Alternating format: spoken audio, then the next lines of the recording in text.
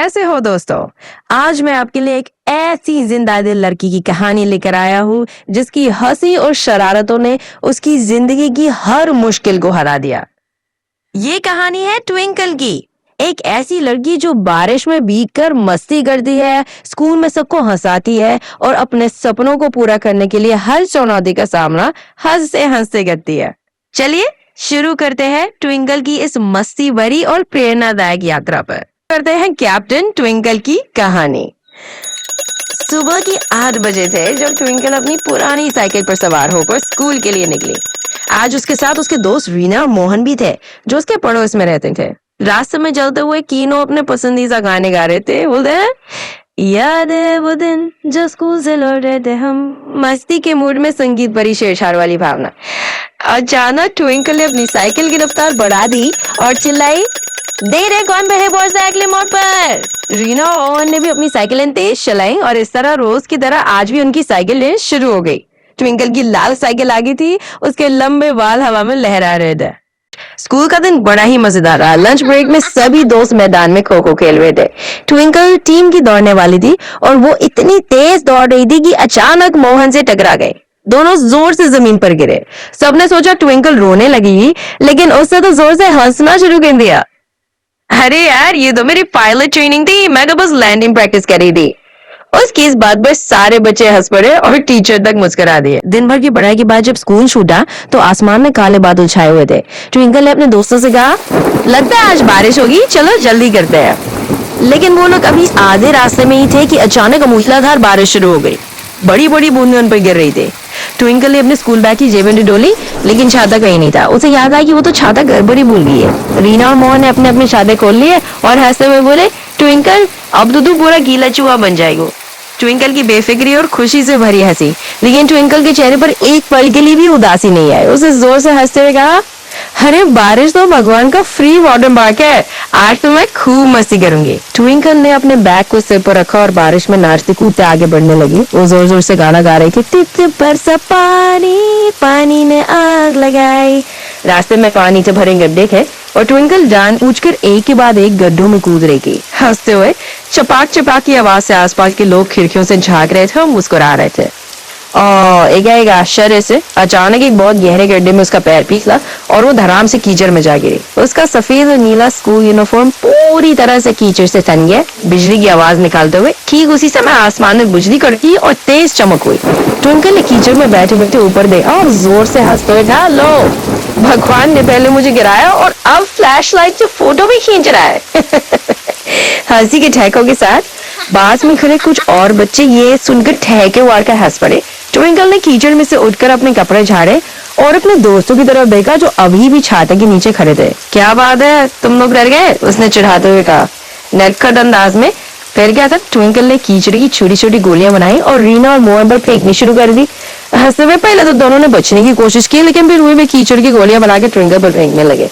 देखते ही देखते वहां एक जोरदार कीचड़ युद्ध शुरू हो गया। सारे बच्चे एक दूसरे पर कीचड़ फेंक रहे थे, हंस रहे थे और बारिश का पूरा मजा ले रहे थे। तभी स्कूल का चौकीदार रामू काका वहां आ निकले। अरे ये क्या तमाशा लगा रखा है, सब अपने अपने घर जाओ, वो चिल्लाए। भागते हुए बच्चों की हलचल दिखाते हुए सारे बच्चे तितर बितर होकर भागने लाए, लेकिन ट्विन तो वहीं खड़ी। उसने हंसते हुए कहा, अंकल ये तो हमारा बारिश का पिकनिक का शामिल हो जाइए। थोड़ा नरम लहजे में रामू काका गुस्से में थे, लेकिन ट्विंकल की बात सुनकर उनके चेहरे पर भी मुस्कुराहट आ रही। चलो जल्दी से घर जाओ वरना मैडम को शिकायत कर दूंगा, उन्होंने डांटते हुए कहा, लेकिन अब उनकी आवाज में नरमी आ गई थी। ट्विंकल की शरारतें सिर्फ बारिश तक ही सीमित नहीं थी। स्कूल में भी वो अपनी हंसी मजाक और हाजिर जवाबी के लिए मशहूर थी।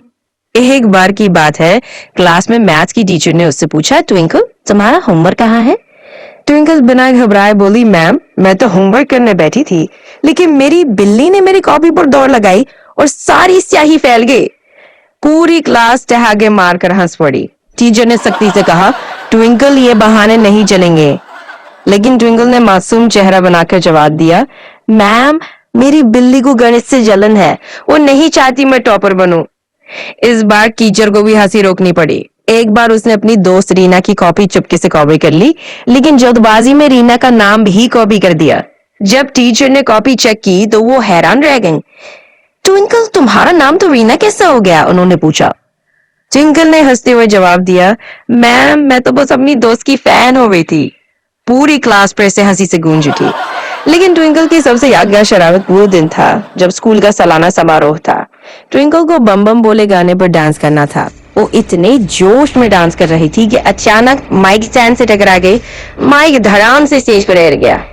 सबने सोचा कि ट्विंकल रुक जाएगी, लेकिन उसने बिना रुके माइक उठाया, स्टैंड पर वापस रखा और अपना डांस पूरा किया।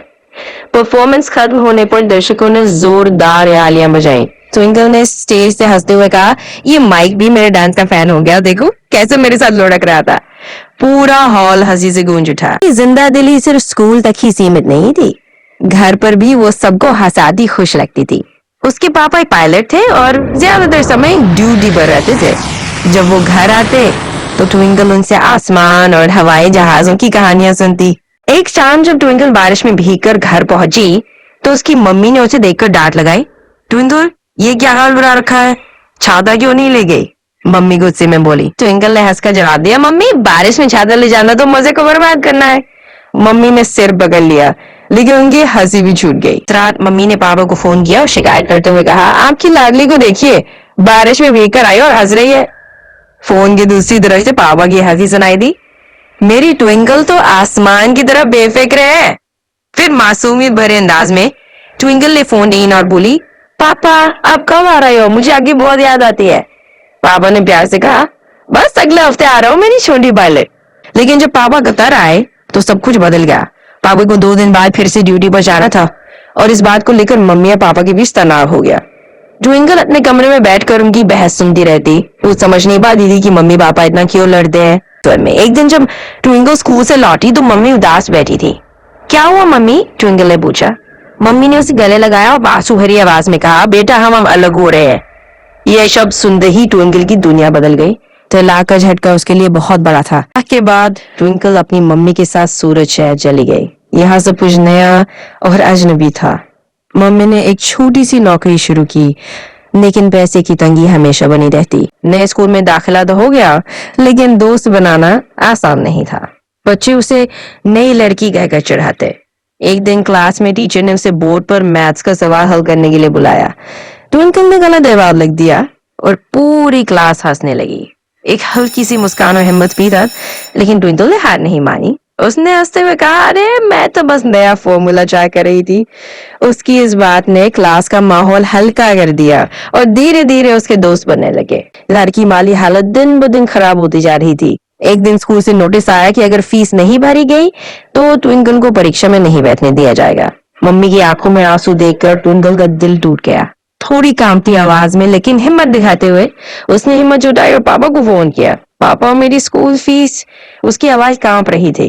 पापा ने तुरंत हाँ कर दी और अगले हफ्ते तुरंत आ गए। पापा को देखकर ट्विंकल की आंखें चमक उठी। उन्होंने गले लगाया और कहा, मेरी शेरनी तो इतनी बड़ी हो गई। पापा ने न सिर्फ फीस भरी बल्कि ट्विंकल के साथ पूरा दिन बिताया। उन्होंने उसे आइसक्रीम खिलाई और पुरानी बातें याद की।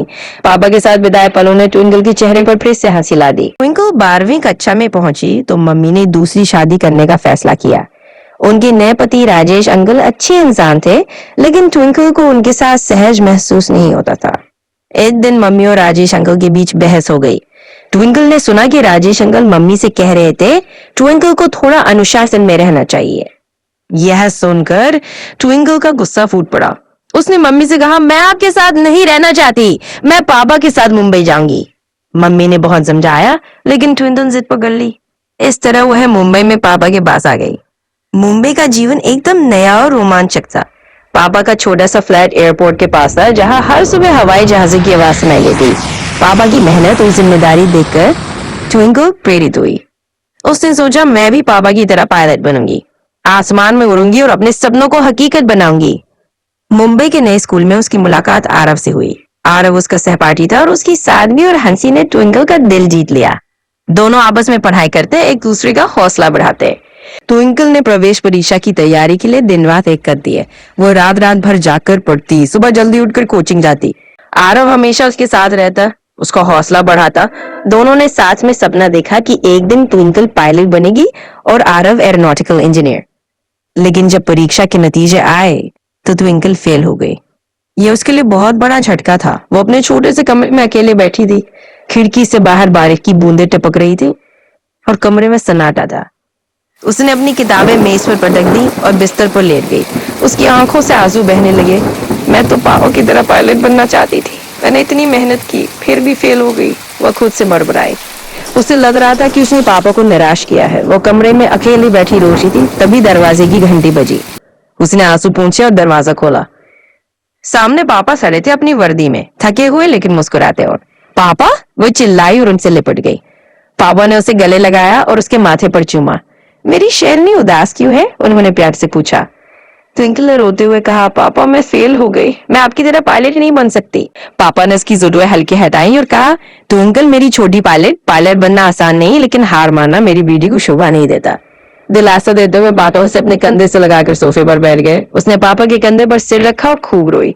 पापा ने इसकी पीठ थपथपाई और कहा, जब मैं ट्रेनिंग में था मैं भी 2 बार फेल हुआ था, लेकिन हर बार मैंने और मेहनत की। तू मेरी बेटी है, तुझमें मेरी जान। उनकी बातों ने ट्विंकल के दिल को सुकून दिया। साथ पापा ने उसे बचपन की कहानियां सुनाई। उसने पापा के साथ हंसते हुए पुरानी बारिश वाली बातें याद की। कुछ दिन बाद ट्विंकल का जन्मदिन था। पापा ने उसे सरप्राइज देने की ठानी। उन्होंने मम्मी को भी मुंबई बुलाया। मम्मी को बुलाना आसान नहीं था, लेकिन पापा जानते थे कि मम्मी के बिना ट्विंकल का जन्मदिन अधूरा रहेगा। आंखों में चमक लाते हुए जन्मदिन की सुबह पापा ने ट्विंकल की आंखों पर पट्टी बांधकर उसे लिविंग रूम में लाया। जब उसने पट्टी खोली तो सामने मम्मी खड़ी थी, एक बड़ा सा केक लिए हुए। मम्मी, वह चिल्लाई और उनसे लिपट गई। मम्मी ने इसे गले लगाया और कहा, मेरी प्यारी बेटी तू कितनी बड़ी हो गई। दोनों की आंखों में आंसू थे। पापा ने कहा, आज कोई उदासी नहीं, आज मेरी शेरनी का दिन है। तभी दरवाजे की घंटी बजी। ये आरव था जो पापा ने चुप कर से बुलाया था। हालांकि मजाही अंदाज में आरव ने की ओर से गिफ्ट बॉक्स लाया, जिसमें एक सुंदर लॉकेट था। उन्हें शर्माते हुए कहा, ट्विंकल ये मेरी तरफ से तुम मेरे लिए आसमान की तरह हो। मुस्कुराते हुए मम्मी और पापा ने आरव को देखा और मुस्कुराए। मम्मी ने आरव से पूछा, बेटा तुम क्या करते हो? पर आरव ने शर्माते हुए बताया कि वो इंजीनियरिंग की पढ़ाई कर रहा है और उसे भी फ्लाइंग में दिलचस्पी है। पापा ने हंसते हुए कहा, लगता है मेरी बेटी ने अपना को पायलट ढूंढ लिया। सब हंस पड़े। उस दिन घर में हंसी खुशी का माहौल था। मम्मी और पापा ने एक दूसरे से सौहार्दपूर्ण बात की और ट्विंकल को लगा कि उसका परिवार फिर से एक हो गया है, भले ही कुछ पलों के लिए। जन्मदिन के बाद ट्विंकल ने फिर से हिम्मत जुटाई। पापा के शब्द, मम्मी का प्यार और आरव का साथ, सबने उसे नया ताकत दी। उसने रात दिन पढ़ाई की। आरव उसके साथ कोचिंग जाता और दोनों मिलकर नोट्स बनाते। जीत की खुशी मनाते हुए 1 साल बाद उसने फिर से प्रवेश की परीक्षा दी और इस बार पास हो गई। जब उसे पायलट ट्रेनिंग के लिए कॉल आया, वो खुशी से उछल पड़ी। उसने पापा को गले लगाया और बोली, पापा आपकी शेरनी अब आसमान में हो रही है। और शांत से सोचने वाले अंदाज में। ट्विंकल की कहानी हमें सिखाती है कि जिंदगी को मुश्किलें चाहे कितनी भी बड़ी क्यों ना हो, अगर हम अपनी हंसी और हौसला बनाए रखें तो हर चुनौती को पार किया जा सकता है। परिवार का प्यार और दोस्तों का साथ हमें मुश्किल वक्त में संभालता है और अपने सपनों को पूरा करने के लिए कभी हार नहीं माननी चाहिए। इस कहानी को लिखा है अब्दुल हक हाफिजी ने। अगर कहानी अच्छी लगी तो लाइक करो यार। तो ऐसी ही कहानियां सुनने के लिए हमें सब्सक्राइब करें। हम तक के लिए बाय बाय।